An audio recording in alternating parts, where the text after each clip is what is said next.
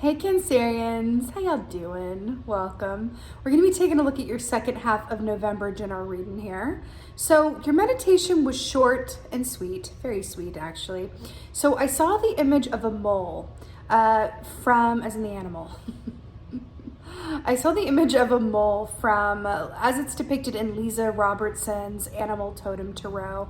So in that deck, mole is used to depict the Eight of Swords, which is about mental restriction, being in a prison of your own making, of your own mind, not seeing things clearly, whether willfully or, subconsciously.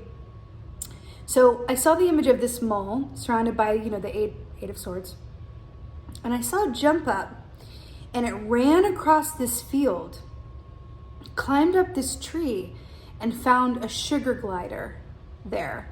And the mole said, "I'm not going to be a mole anymore. I'm going to be a sugar glider. Teach me how to fly." And that was the meditation. Now, what's brilliant about this is that sugar glider energy is one of those ones that we don't talk about a whole lot. It doesn't get a lot of press, but it's so brilliant because it's the Six of Swords in motion mixed with the Fool energy, right? So it's about a leap of faith, trusting that wherever you land is exactly where you're meant to be. In Lisa Robertson's deck as well, the sugar glider is shown as the Six of Swords, taking a leap and trusting that it's not going to land on the blade of the sword, but on the hilt and be safe. So there's an aspect of it too with the Six of Swords with transition points, moving from one place to another and trusting the transition, trusting the natural cycles of life and the natural abundance of life. Because if we're truly able to do that, then we always have access to inner peace, right? It's really when we get attached to things or need things to turn out in a certain way in a certain time that's the path to disquiet of the soul, or from not feeling like we have our emotional equilibrium or a clear head. So I like this mole. It's like this aspect of you that goes, I'm tired of the analysis paralysis. I'm tired of overthinking. I'm tired of worrying. I'm tired of all of these things. I'm going to be a sugar glider and just really trust the process, and in doing so, achieve that Six of Swords inner peace mindset. It's really, really nice, Cancerian. So let's go ahead and see what your cards say. Hey, Cancerians, let's go ahead and see what your animal energy is for the second half of November. Animal energy for Cancer for second half of November. Oh, it's so perfect. Oh, it's so good. Someone else got this. I can't remember who. I think maybe Gemini, I'm not sure. Anyway, so sea serpent, beautiful. We've got Jörmungandr here, the world serpent from Norse mythology, biting its own tail. This speaks of emotional equilibrium, which we were just talking about, and cycles, and also emotional release, the benefit of undergoing emotional release and detox, and really achieving a sense of, calm, peace, and emotional alignment as well, right?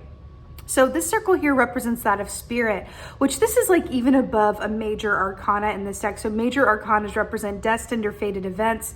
Minors are just, temporary aspects that will shift and move and are changeable. But this is above even the major. This is like, there is a divine timing, a divine plan, a divine, blueprint that is going on right now at this time in your life. And I do feel like there is an aspect of this that says, I feel it. I feel things are transitioning. I feel the movement.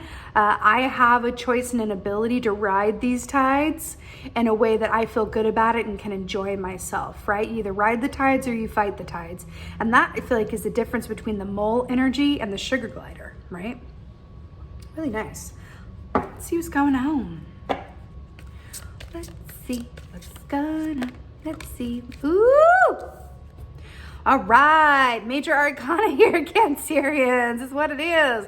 So here we have Aries energy and the Emperor. So, it's interesting because the Emperor is very much about responsibility, authority, power, choices. This is the father energy with these two little kids. He understands that the choices that he makes don't just affect him, but affect a lot of people around him that depend on him, that are looking to him for his example, right? So there's a certain weight. That crown is a bit heavy on that head with this Emperor energy, this gold ball, and the Ankh. It's the giving and receiving, understanding the importance of reciprocity, taking in information as well as giving it. So this is a really interesting energy to come up for you in this context, right? Because 4 is also the number of balance. So I feel like there's an aspect of you here that really feels the weight of the bigger picture at play in terms of you're thinking about what you want your life to be, how you want those around you to be as well. It feels like you are really thinking about the long term, the big picture, and feeling a certain responsibility within that. Maybe you're even interested in pulling, taking on more responsibility, or feeling like, is there more weight that I can even pull? Right? But this is it's a lovely energy. It's not the most, I won't say it's the most cozy lazy boy sofa. Like, that's definitely a hard-backed throne he's sitting on, but it is a lovely one in terms of, you thinking along the lines of not just yourself, but other people around you, and also considering what is in your power to control, what is in your power to do, and what is not, because that's an important aspect of the Emperor as well, because the Emperor also has to know that he's ready. He's always ready. He's in his armor, never takes it off. He's always in the armor. So he's always ready, but he also understands that there's a time to take action and a time to wait for more information before action can be made, right? So it's an interesting dichotomy there. Oh, look at you at the bottom there with the Chariot there. Ooh, ooh, ooh. You guys are the second to last reading of this round. And this is the first time she has come up today, and she's one of my absolute favorites. I'm very happy that she's come up for you. So this is the Queen of Pentacles. So beautiful earth energy here. It feels like it's pairing really nicely with the sea serpent. Something that I should mention about the sea serpent, actually, that she's reminding me of, is that the sea serpent equates to the Queen of Wands in the Tarot, which is the queen of the home and the hearth, which is like you guys, Cancer energy, right? She is the queen of confidence. She is a leader. She understands that her outer experience is a reflection of her inner state. She understands that. There's also an aspect of the Queen of Wands that connects her to the solar plexus chakra, our yellow chakra. This is the chakra through which we experience the world and governs our seat of confidence, right? So it's like, how they say how you receive other people is how you receive yourself, or what you don't like in other people is what you don't like in yourself, right? It's always that mirror back to you. The Queen of Wands really understands that. So she's also really good at, in the upright, not playing the victim and understanding that, her choices are her own, and she also co-creates everything that's going on around her, right? So you got Queen of Wands with the sea serpent and that aspect. And then we're looking at the Queen of Pentacles, who's the queen of gratitude, right? She is so filthy rich, but she's not filthy rich because she has money, which she does, but that's not what makes her rich, right? That's what makes her wealthy. That's not what makes her rich. What makes her rich is the fact that everywhere she looks, she sees gold. Everywhere she looks, she sees something to be grateful for. She can see the beauty in anything, which comes down to her perspective, which is tying me back to that Eight of Swords with, I don't want to be in a mental prison of my own making. I don't want to have restricted vision. I want to be a sugar glider. I want to feel inner peace through this time of transition, right? I want to understand that what I can't control then has nothing to do with me. So what I can really do is just control how I respond to things and move through the world, right? It's my choice how I do that. I love that she's coming up for you in this way as well, because she's very grounded. She's very settled. Look at that face. She's like, she understands, right? She wants for nothing. And she's this beautiful medicinal energy of trust. Trust, trust, trust, that the more you're grateful for what you already have, the more you will manifest to be grateful for. That is what it is. She is the queen of the rose and the thorn, honey. And she sees the rose, right? But she also accepts that there's a thorn. She's this beautiful, beautiful energy of acceptance, gratitude, healthy perspective, and also, balance as well. It's really beautiful. I love that she's coming up for you. Love, love, love that. What else is going on?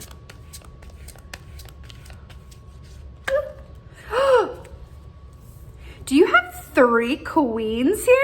I'm so here for it. You have the Queen of Wands with the Sea Serpent, the Queen of Pentacles, and now the Queen of Cups. This is you in your feminine form. I love it. So Queen of Cups is the Queen of feeling, the Queen of intuition, right? She does feel things extremely deeply. She also represents empaths as well, feeling other people's feelings as you do your own. Or as your own, I should say, not always healthy. You know, she very much represents being connected to your heart space, but also she's very attuned with herself. She knows herself incredibly well, right?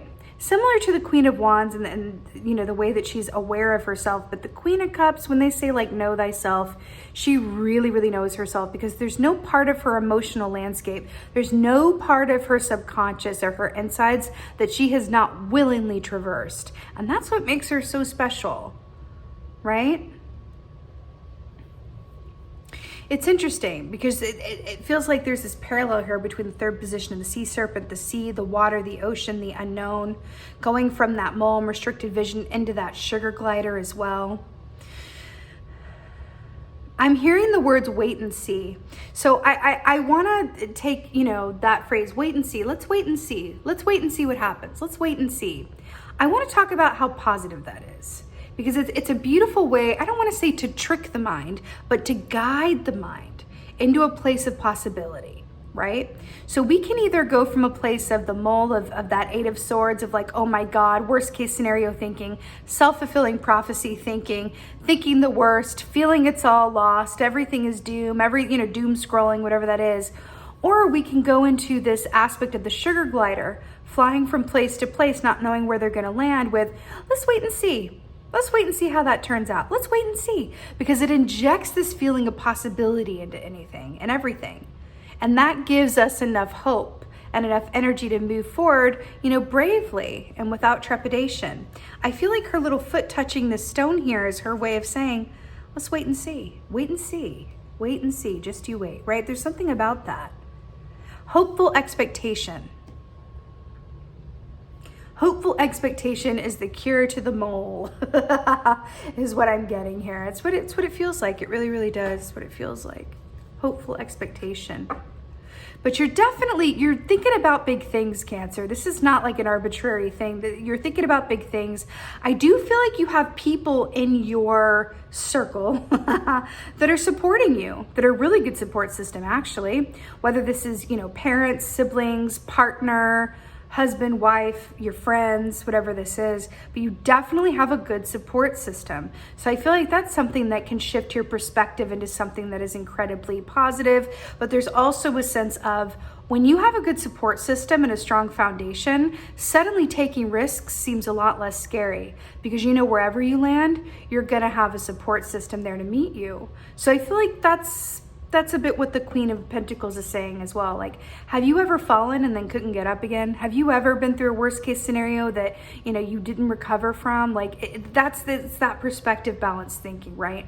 I do feel like a lot of this as well with this bigger picture thinking and thinking about these big things. There's an aspect of this, you know, emotional release or cleansing that wants to come up for you as well. And I'm going to say it for a group of you guys, I feel like there is some pain that you're holding on to from the past. And I feel like some of you, I'm gonna say it, a group of you guys, which by the way, a lot of us have not, but there's a group of you guys that haven't fully recovered from COVID. And what do I mean by that? COVID is still going on, of course, but it's shifted. It has transformed, you know, with how we receive it. Things are open. We're living with COVID in a different way, right? But I feel like there's a group of you that is still processing or dealing with the time of COVID. Now, this could be, you work in a job where you deal with people who, you know, were displaced from COVID or had trouble because of COVID, or there's something related to it where maybe you made a big move during COVID. Maybe you moved from one place to another during COVID. and you're processing how that came to pass because you weren't able to say goodbye to where you lived or the people you live near in the same way because of COVID. Maybe you lost someone during COVID. Maybe you underwent a metamorphosis of your own during that time and you had friends that, left your life and there are new ones that are entering. But listen, anybody and everybody went through some sort of shift in COVID, but it feels like whatever shift you went through is coming up for emotional release and cleansing now. Okay? Let's get some advice. Yay! Yay! I just got shivvies. Your advice is 2 of Cups, y'all. 2 of Cups, y'all. When this is your advice, this is embracing the support system around you. This is love, good friendship, reciprocity, balance, give and take, all within the realm of the heart chakra, love and relationships. So this is really saying, do what you love, be around who you love, ask for help when you need it, and trust that everything is going according to a higher purpose and plan, and that all you need to do is do the best that you can do every day from your heart space, stay connected to it, a la the Queen of Cups, keep that healthy perspective through gratitude, and understand that what's coming up for right now is really attention to your heart chakra, healing, processing, and cleansing to ready you for a new cycle, because that's what comes on the other side of the sea serpent is a new cycle, right? Really beautiful, really beautiful. Do anything that's going to encourage and activate and satiate, I want to say, your heart. I mean, is there any better advice than that? That's the advice that I always want, right? It's like, what's my advice? Do what your heart wants. Feed your heart, hydrate your heart. I'm like, okay, I can do that. So I feel like that's really beautiful for you. Also, going into this, we're about to finish out the year as well. It's a really beautiful time to do that. I feel like you're right in tune with timing of things. But keep an eye with this Emperor, with an eye on the future and what could be in the next year or 2 years or 5 years. Because the lines that you're thinking of, the way that your mind is going, what you're thinking of, there's a lot of good in that. And I feel like you are being awakened to parts of your soul purpose or path that you haven't fully realized yet, that next year could help facilitate for you. So it's really good that you're thinking about that stuff. And it could be where you want to live, how you want to live, what kind of family you want, where you want to be, who you want to be around, what work you want to do. Those are the big questions that are coming up with the Emperor. And it feels right in time. You're going to know when to take action on those things. It's not quite yet. Keep thinking about it, keep dreaming about it. And for now, be the sugar glider, tend to your heart, and have a good time where you are, right? Let's get an oracle. Oh, it's so, you can't see, but I just waved my hands. I deserve joy, infinite sweetness, hummingbird, and crown chakra. I am so obsessed. By the way, when our crown chakra is in alignment and connected, that's how we know that everything is going to work out for the best. When that is out of alignment, we're in the mole, we're in the 8 of swords, right? When it's in alignment, it's 6 of swords. Everything is going to work out. I don't know how, I don't know when, but I know it will. I deserve joy, infinite sweetness, joy, heart chakra, follow it. Look at those 2 hummingbirds, same as the 2 of Cups here. Enjoy yourself, feed your soul. Know that everything's happening within a greater plan and within divine timing, and you are right on track, Cancers. Well done. Really, really beautiful. Yay, I love it. With that being said, I so hope that this helped and resonated. If so, please let me know in the comments below. I love reading your comments. Also, a bit of YouTube drama. They are unsubscribing people from my channel without them knowing, against their will. Way to help circumvent that is for you to like and comment on this video. So you are telling YouTube, hey, I'm interacting with this. Don't unsubscribe me. And hopefully that will turn the tides and keep you subscribed. Fingers crossed. Thank you for that. Also, the link to sign up for my Be Your Own Intuitive membership waitlist is in the description box below. I'm so excited to open that up. And lastly, just thank you. Thank you so, so much for being here. And most of all, and as always, my beautiful Cancerians, thank you for being you. And be well. Until next time.